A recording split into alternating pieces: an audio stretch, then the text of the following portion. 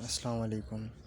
आज मैं आपको बताऊंगा कि जब भी कोई आपके पास ऐसा फंक्शन आ जाए जिसमें एब्सोल्यूट वैल्यूज़ इन्वॉल्व हों, तो आप उनको कैसे कन्वर्ट करेंगे पीस वाइज फंक्शन में। ठीक है, ये पीस वाइज फंक्शन में जो मोस्टली काम आती है ना, ऐसे फंक्शन को कन्वर्ट करना, वो जब हमें ग्राफ बनाने की ज़रूरत पड़ती है। ठीक है, लेकिन ग्राफ बनाने के लिए सबसे पहले हमको ये मालूम होना चाहिए कि इन एब्सोल्यूट वैल्यूज़ को फंक्शन पीस वाइज फंक्शन में कन्वर्ट कैसे करें।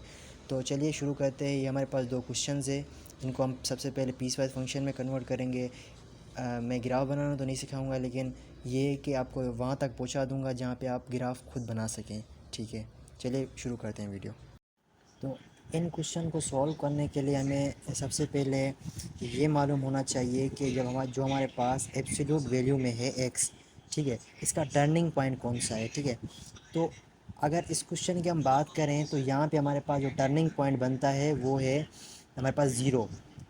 अगर हम ज़ीरो से राइट साइड पे मतलब पॉजिटिव वैल्यूज़ पुट करेंगे तो हमारे पास जो इसका आंसर आएगा एक्स का वो पॉजिटिव में आएगा। ठीक है, और एब्सोल्यूट का मतलब भी यही होता है कि इसमें हम जो भी वैल्यूज़ पुट करें, हमें लास्ट में जो आंसर आना चाहिए ना वो पॉजिटिव आना चाहिए। ठीक है, तो एक्स की हम लोग जब ज़ीरो से नेगेटिव साइड पे वैल्यूज़ पुट करेंगे तो आंसर तो ज़ाहिर बात है नेगेटिव आना शुरू हो जाएगा। तो इस वजह से हम उसे क्या करते हैं, नेगेटिव से मल्टीप्लाई करा देते हैं, ताकि जो नेगेटिव वैल्यू आए तो उसको नेगेटिव मल्टीप्लाई कराने के बाद आंसर हमारे पास पॉजिटिव आए। ठीक है, तो यहाँ पे हम इसको सॉल्व करते हैं, इन क्वेश्चन को कैसे सॉल्व करते हैं। तो इसको सॉल्व करने के लिए हमें पता चल गया है कि एक यहाँ पे जो टर्निंग पॉइंट है वो ज़ीरो है। मैं आपको आगे ये भी बताऊंगा दूसरे क्वेश्चन में कि टर्निंग पॉइंट कैसे मालूम करते हैं। ठीक है, तो सबसे पहले इसको हम लोग सॉल्व कर लेते हैं ताकि आपको थोड़ी बहुत क्लियर हो जाए। उसके बाद हम दूसरे क्वेश्चन पे चलेंगे। तो इसको सॉल्व करने के लिए हमें टर्निंग पॉइंट पता चल गया जो कि ज़ीरो है। तो सबसे पहले हम लोग यहाँ पे लिखेंगे when x greater than equal to zero. ठीक है, तो हमारे पास ये जो x होगा ये पॉजिटिव में होगा, क्योंकि हम लोग ज़ीरो से आगे वाली वैल्यूज़ पुट करेंगे तो उसकी वैल्यू, इसके अंदर जो वैल्यूज़ पुट करेंगे वो पॉजिटिव होंगे। तो पॉजिटिव पॉजिटिव मतलब पॉजिटिव ही रहेगा इसका। तो यहाँ पे हमारे पास जो एक बनेगा, एक इंटरवल बनेगा ज़ीरो से आगे का राइट साइड पे, तो वो बनेगा x पॉजिटिव रहेगा यहाँ पे प्लस 3x। ये सेम टू सेम रहेगा क्योंकि ये एब्सोल्यूट में नहीं है, ये नॉर्मल सी वैल्यूज़ हैं, इनको हम लोग ऐसे ही रख लेते हैं। ठीक है, 3x प्लस 1, ये हमारे पास हो जाएगा 4x प्लस 1।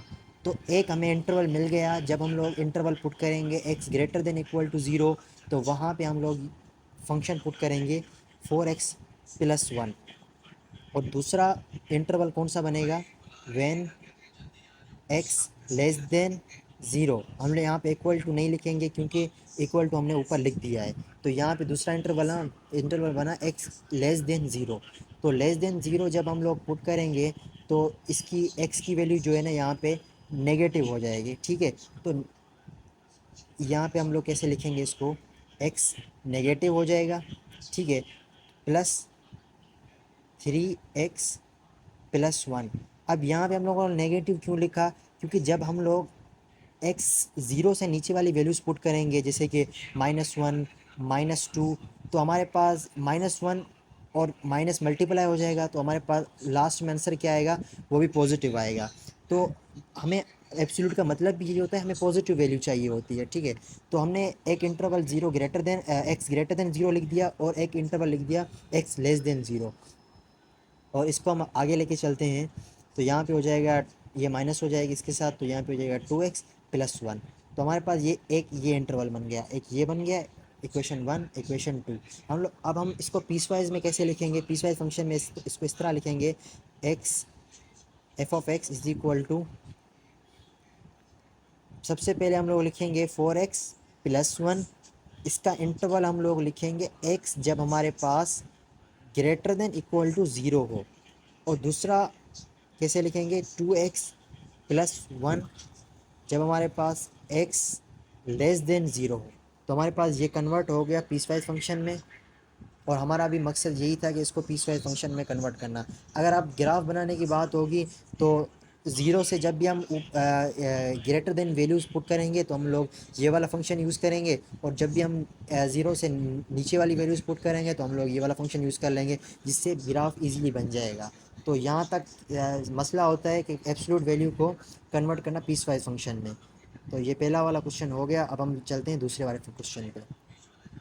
अब दूसरे क्वेश्चन में सबसे पहले मैंने आपसे पहले ही बात की थी कि हमें इंटरवल मालूम करना होगा कि एक्स की कौन सी वैल्यूज़ पुट करेंगे, वो कौन सा टर्निंग पॉइंट होगा जिससे हम लोग अगर राइट साइड पे उस वैल्यू के राइट साइड पे जो भी वैल्यूज़ होंगी वो पुट करेंगे तो हमारे पास पॉजिटिव वैल्यू आएगी, और उस पॉइंट के लेफ़्ट साइड पे हम लोग जो भी वैल्यूज़ पुट करेंगे वो नेगेटिव आएंगी। जैसे कि हमारे पिछले क्वेश्चन में ज़ीरो हमारे पास टर्निंग पॉइंट था, जिससे हम आगे मतलब 1 + 1 + 2 + 3 वैल्यूज़ पुट करेंगे तो हमारे पास आंसर भी पॉजिटिव आएगा। और अगर हम ज़ीरो से नीचे मतलब -1 -2 वैल्यूज़ पुट करेंगे तो हमारे पास आंसर नेगेटिव में आएगा। फिर दूसरे वाले बाहर वाले नेगेटिव से हम मल्टीप्लाई हो जाएंगे तो हमारे पास आंसर पॉजिटिव आएगा। तो यहाँ पे हम लोगों ने सबसे पहले टर्निंग पॉइंट मालूम कर लेना है। तो यहाँ पे टर्निंग पॉइंट अगर देखा जाए तो दो टर्निंग पॉइंट बनते हैं। तो दो टर्निंग पॉइंट कैसे बनते हैं, हम लोग किससे भी शुरू कर सकते हैं, हमारी मर्ज़ी है। तो हम सबसे पहले शुरू कर लेते हैं।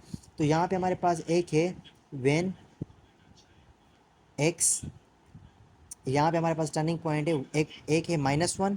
जब हम लोग x को पुट करेंगे जब ये +1 है इज इक्वल टू ज़ीरो, तो हमारे पास ये बन जाएगा interval when x is equal to -1। ये मतलब एक इंटरवल एक टर्निंग पॉइंट है जिससे हम लोग अगर नीचे वैल्यूज पुट करेंगे जैसे कि -2 -3, तो हमारे पास x को माइनस से मल्टीप्लाई कराना होगा। कैसे हम देखते हैं, चलो। तो यहाँ पे हमारे पास एक इंटरवल बन गया जब हमारे पास x लेस देन -1 होगा। ठीक है, तो हमारे पास इंटरवल कौन सा बनेगा, यहाँ पे हम लोग पुट कर लेते हैं g(x) इज इक्वल टू, अब यहाँ पे क्या है, यहाँ पे है x-2, मतलब जब हम लोग x को, यहाँ पे मैं ये भी लिख लेता हूँ x-2 is equal to zero और x इज इक्वल टू 2। अब ये दूसरे जो एब्सोल्यूट वैल्यू है उसका टर्निंग पॉइंट कौन सा है, 2। 2 से अगर हम लोग आगे वाली वैल्यूज पुट करेंगे तो हमारे पास आंसर पॉजिटिव में आएगा। 2 से नीचे 1 0 -1 ये वाली वैल्यूज पुट करेंगे तो हमारे पास हमें इस पूरे इंटरवल को माइनस से मल्टीप्लाई कराना होगा। तो अभी हम लोग कौन सी वैल्यू पुट कर रहे हैं, ये वाली x लेस देन -1। तो ये ज़ाहिर बात है ये -1 2 से लेस देन है। तो इसका मतलब क्या हुआ कि हम लोग इस पूरे इंटरवल को माइनस से मल्टीप्लाई करेंगे। किस तरह, ये 3 इंटू -x-2, ठीक है। और ये हमारे पास माइनस जो पहले वाला है वही पुट करेंगे, और उसके बाद ये है हमारे पास x+1 जो कि टर्निंग पॉइंट था इसका -1। और ज़ाहिर बात है हम लोग अगर -1 से नीचे वैल्यूज पुट करेंगे तो इसको भी माइनस से मल्टीप्लाई कराना होगा हम लोगों को, x+1। ठीक है, इसको सोल्व करेंगे, नॉर्मली तरह से सोल्व करेंगे हम लोग, -3x और +6 माइनस माइनस पॉजिटिव हो जाएगा यहाँ पे, तो +x और +1 इसको सोल्व करेंगे तो यहाँ पे 3x -2x और ये हमारे पास +7। एक इंटरवल में हमारे पास ये वैल्यू आ गई। ठीक है, तो जब हम इसको पीस वाइज में लिखेंगे तो आपको ज़्यादा क्लियर हो जाएगा ये बात। तो अब दूसरा इंटरवल देखते हैं। एक हमारे पास ये -1 जो हमारे पास बना था, इसके दो इंटरवल बनेंगे, एक लेस देन -1 और एक ग्रेटर देन -1। तो अब अभी हम लोग लिखेंगे when x greater than equal to -1।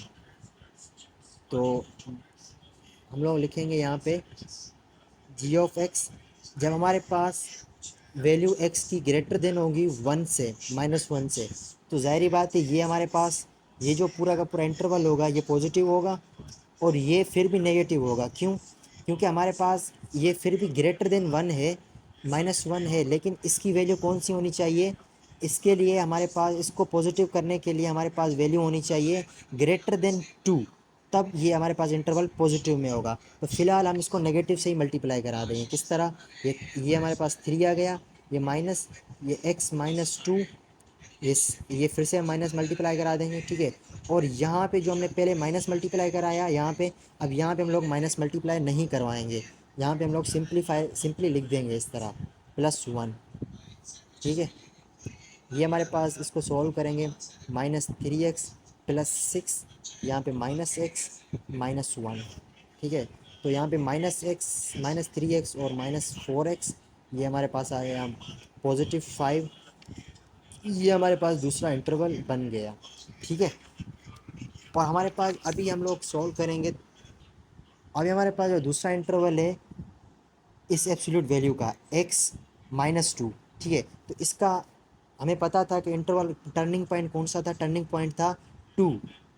2 से आगे वैल्यू जो भी पुट करेंगे वो इसको माइनस से मल्टीप्लाई कराने, इसको माइनस से मल्टीप्लाई कराने की ज़रूरत नहीं होगी। जब जब भी हम लोग 2 से नीचे वाली वैल्यूज़ लिखेंगे तो हमें इसको माइनस से मल्टीप्लाई कराना होगा। तो यहाँ पे किस तरह लिखेंगे हम लोग, व्हेन x <2। ठीक है, जब हम लोग यहाँ पे लिखेंगे व्हेन x <2, तो हमारे पास ये भी वैल्यू जो है हमारे पास नेगेटिव रहेगी, ये वैल्यू हमारे पास पॉजिटिव रहेगी, क्योंकि इसका टर्निंग पॉइंट था 1 -1। -1 से ग्रेटर जो भी हम लोग वैल्यू पुट करेंगे वो हमें इसको माइनस से मल्टीप्लाई कराने की ज़रूरत नहीं होगी। ये तो हमारे पास माइनस पहले से गिवन है, जो हमने माइनस मल्टीप्लाई कराना होता है वो टर्निंग पॉइंट को देख के मल्टीप्लाई कराना होता है। तो ये -1 जो है इसका टर्निंग पॉइंट था, तो चूँकि हमारे पास 2 है, 2 से लेस देन वैल्यू, ठीक है, तो इसको जो है ना हम लोग क्या कराएंगे, प्लस ही रहने देंगे, इसको क्या करेंगे हम लोग माइनस से मल्टीप्लाई करा देंगे। किस तरह से, यहाँ पे हम लोग लिखेंगे g(x), तो जब हमारे पास x लेस देन है 2 से, तो हम लोग यहाँ पे लिख देंगे 3 पहले का, और माइनस मल्टीप्लाई करा देंगे और x-2 लिख देंगे, और माइनस ये जो जो पहले से ही इक्वेशन में गिवन है हमें, और यहाँ पे ये सेम टू सेम रहेगा, x+1 पॉजिटिव में रहेगा, क्योंकि हमने ये माइनस पहले वाली थी और हमने माइनस मल्टीप्लाई नहीं करवाई। ये -3x और +6, ये -x, ये -1, -4x और -5, ये 4x यहाँ पे आ जाएगा। तो हमारे पास तीसरी इक्वेशन बन गई हमारी ये। ठीक है, तो उसके बाद हम लोगों के पास आखिरी इंटरवल हमारा बचता है व्हेन x > 2, सॉरी 2 यहाँ पे लिखना है हम लोगों ने। ठीक है, तो जब हम लोग ग्रेटर देन वैल्यू =2 और >2 लिखेंगे, तो हमारे पास इसको जो है ना हमें माइनस से मल्टीप्लाई कराने की ज़रूरत नहीं होगी, क्योंकि इसका टर्निंग पॉइंट है 2। 2 से जब भी हम लोग ऊपर वैल्यूज़ लिखेंगे तो हमारे पास इसकी वैल्यूज़ जो है ना, इसको माइनस से मल्टीप्लाई कराने की ज़रूरत नहीं होगी, और इसको भी हमें माइनस से मल्टीप्लाई कराने की ज़रूरत नहीं होगी। ये पॉजिटिव का पॉजिटिव रहेगा, ये माइनस की निशानी स्टेटमेंट की निशानी है। ठीक है, तो हम लोग इसको सेम टू सेम रख देंगे। किस तरह, g(x) = 3, ये पॉजिटिव में रहेगा, x-2। ठीक है, और ये भी हमारे पास सेम रहेगा, x+1। इसको सॉल्व कर लेते हैं, 3x यहाँ पे आ जाएगा हमारे पास, ये -6। तो मैंने इसको यहाँ पे पूरा का पूरी इक्वेशन को लिख दी है। ठीक है, तो हमारे पास चौथा जो इंटरवल की इक्वेशन बननी थी वो हमारे पास ये बननी थी 2x - 7। चलो इसको हम लोग पीसवाइज फंक्शन में लिखते हैं, देखते हैं पीसवाइज फंक्शन में ये किस तरह लगेगी। तो पीसवाइज फंक्शन में लिखने के लिए तो हम लोग किस तरह लिखेंगे, g(x) = सबसे पहले हमारे पास टर्निंग पॉइंट कौन सा था, एक था -1। तो जब हमारे पास x लेस देन होगा -1 से, ठीक है, तो हम लोग कौन सी इक्वेशन पुट करेंगे जो हमने यहाँ पे निकाली थी, ये वाली 2x -2x + 7, -2x + 7। और दूसरे हमारे पास इंटरवल कौन सा था, जब हमारे पास x ग्रेटर देन -1 हो और जब x लेस देन 2 हो। किस तरह से, जब x ग्रेटर देन -1 हो और लेस देन 2 हो, तो हमारे पास इक्वेशन कौन सी बननी है, तो इन दोनों के लिए हमारे पास इक्वेशन जो बननी है ना, तो हमारे पास इसकी जो इक्वेशन बननी है ना, जो हमने जो इंटरवल लिखा है एक ग्रेटर देन -1 हो और लेस देन 2 हो, तो उसके लिए हमारे पास आप ये देखें कि ये वाली इक्वेशन 2 और इक्वेशन 3 हमारे पास सेम टू सेम है। ठीक है, आप देख पा रहे हैं ये यहाँ पे मैंने थोड़ी गलती की थी कि हमने यहाँ पे +1 नहीं लिखा था, क्योंकि ये हमारे पास देखें -1 जब 6 से -1 जब 6 से सब्ट्रैक्ट होगा तो +5 बनेगा, तो मैंने यहाँ से गलती से -5 लिख दिया था। तो अब ये देखें ये वाली इक्वेशन और ये वाली इक्वेशन सेम टू सेम है।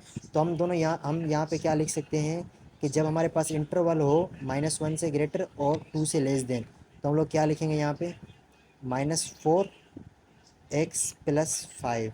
ठीक है, तो हम लोगों ने यहाँ पे ये वाला लिख दिया इक्वेशन। और लास्ट वाला हमारे पास कौन सा इंटरवल था, x ग्रेटर देन 2 हो, तो उसके बाद हमारी इक्वेशन कौन सी बनी थी, ये वाली इक्वेशन बनी थी 2x - 7। ठीक है, तो हम लोग यहाँ पे लिख देंगे when x greater than equal to 2 हो, तो हमारे पास इक्वेशन बननी है 2x - 7। तो ये हमारे पास फाइनल पीसवाइज फंक्शन की इक्वेशन बन गई इस पूरे क्वेश्चन की।